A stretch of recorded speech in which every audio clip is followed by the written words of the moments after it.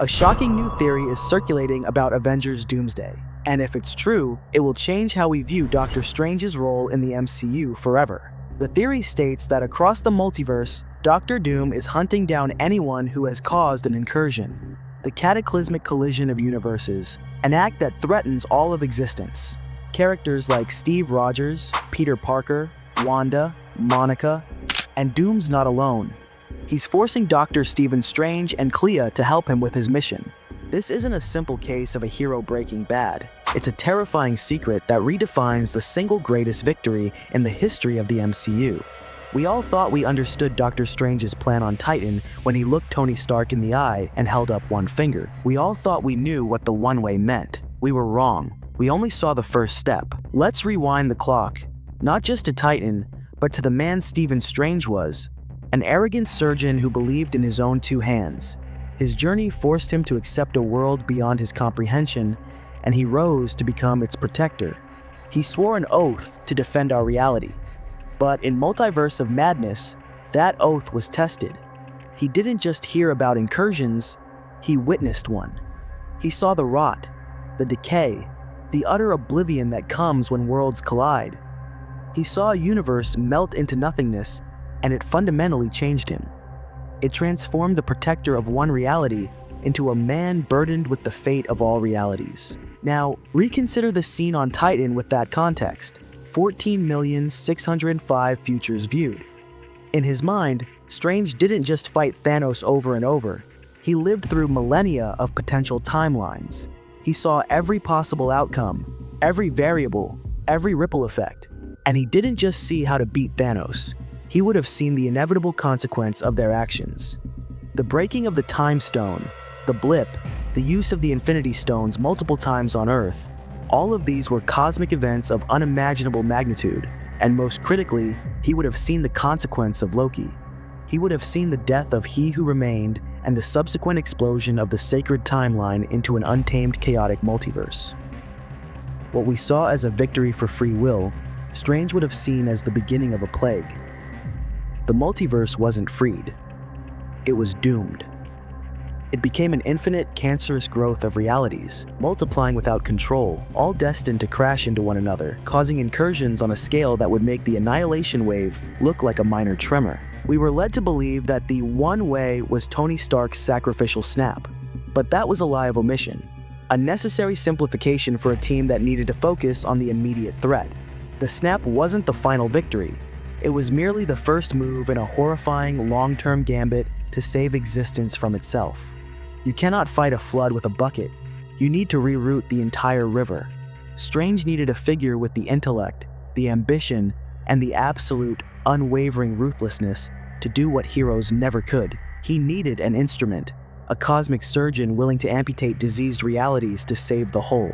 His plan required Victor Von Doom. This brings us to the present. We last saw Strange and Clea entering the Dark Dimension, with Strange revealing a third eye, a mark of someone who has used the Darkhold.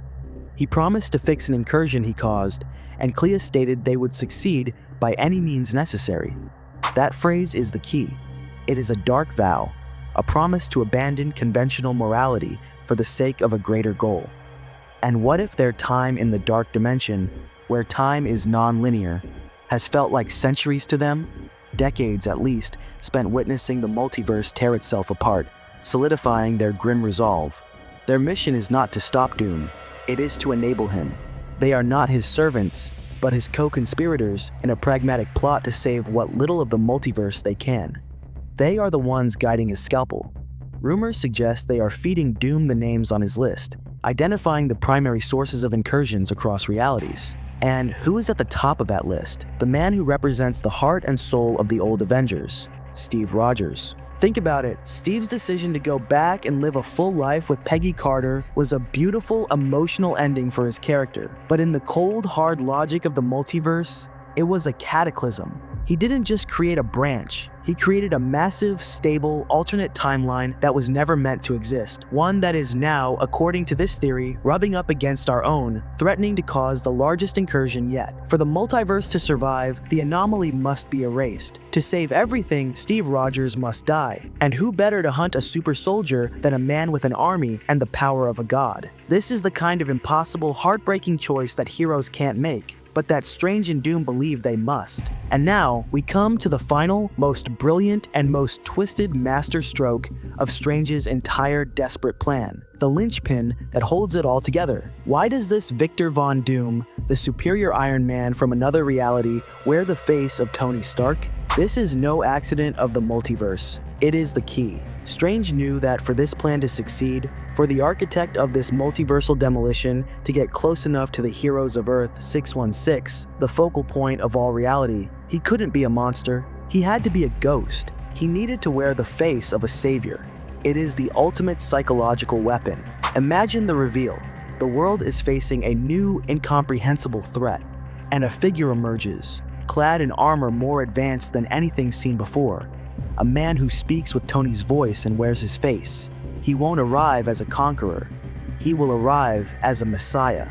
He will talk to Peter Parker, not as a villain, but as a twisted reflection of his mentor.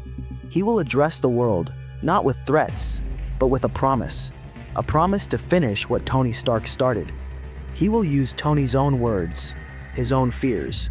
He will claim he is here to build the suit of armor around the world that Tony always dreamed of, but on a multiversal scale. He will present his genocidal crusade as a necessary logical evolution of Iron Man's legacy. How do you fight that? How do the Avengers punch a man who wears the face of their fallen friend? A man whose dark logic is disturbingly compelling. He will sow discord, turn heroes against one another, and prey on the love and grief of a universe still mourning its greatest champion. The devastating, tragic irony is that the one future where the multiverse survives required Tony Stark to die, not just to defeat Thanos, but so that he could become a martyred symbol. A symbol whose face could be hijacked by his dark doppelganger to usher in the very doomsday needed to save reality. The endgame Strange saw was never about defeating a villain. It was about allowing the right one to win. The ultimate goal in Avengers. Doomsday is not to stop Dr. Doom. It is to ensure his victory. It is to allow him to complete his hunt, to collapse the dying multiverse, to eliminate the incursions, and to forge a new, singular reality from the ashes of what remains. This new reality, a patchwork planet made of the remnants of dead universes, is a concept straight from the comics, Battleworld. This is the secret war Doctor Strange has been fighting since Titan. He is setting the stage for Doom to become a god, the absolute ruler of a new, stable reality, because a universe ruled by a tyrant is better than no universe at all. Avengers, Doomsday is the story of that victory. It will be the Empire Strikes Back of the multiverse saga, a film where the heroes lose completely, where the villain's plan succeeds, setting the stage for the final desperate rebellion against God King Doom and Avengers. Secret Wars. Strange is not a traitor. He is a pragmatist, playing a game on a scale we can barely comprehend, sacrificing countless worlds and the legacies of his friends to save the last embers of existence. He is still following the one and only path to victory he saw all those years ago on Titan, a path that leads not to salvation, but through total, necessary annihilation.